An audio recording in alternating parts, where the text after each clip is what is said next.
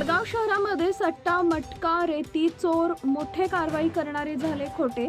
त्यामध्ये भडगाव पोलीस स्टेशनचे पोलीस निरीक्षक पवार यांनी आल्यापासून किती कारवाई केल्या त्याआधी त्यांनी सांगावं। तसेच त्यांच्या पोलीस ठाण्याच्या आजूबाजूला नशेली पदार्थ मोठ्या प्रमाणात विकले जात आहेत।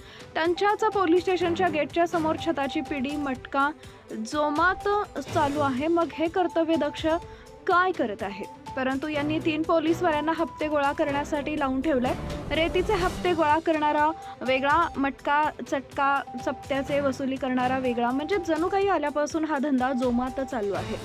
यावर उपविभागीय पोलीस अधिकारी यांनी देखील कारवाई करण्यात असमर्थ दर्शवत आहेत। म्हणून आता नाशिक परिक्षेत्र विभागाचे आयजी पथक येणार असून त्यांनी आधी नदीमध्ये जाऊन आतापर्यंत किती कोटींची चोरी झालं, तसेच पोलीस स्टेशनच्या आजूबाजूला फिरून एवढे धंदे कसे चालू राहिले याची माहिती पोलीस निरीक्षक यांच्याकडून घ्यावी। तसेच हप्ता गोळा करणारा ब्राह्मण चौकशी करावी, कारण की अशा भडगाव दोघे बाजूला 2 नंबरचे धंदे जोमात चालू आहेत। एवढे मेडिकल दवाखाने नाही, तेवढे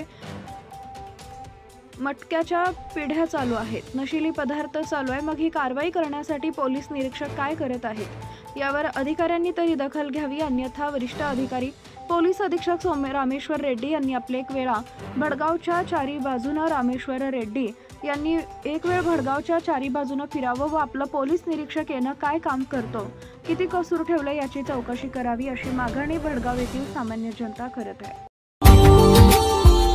Subscribe now and press the bell icon. Never miss an update.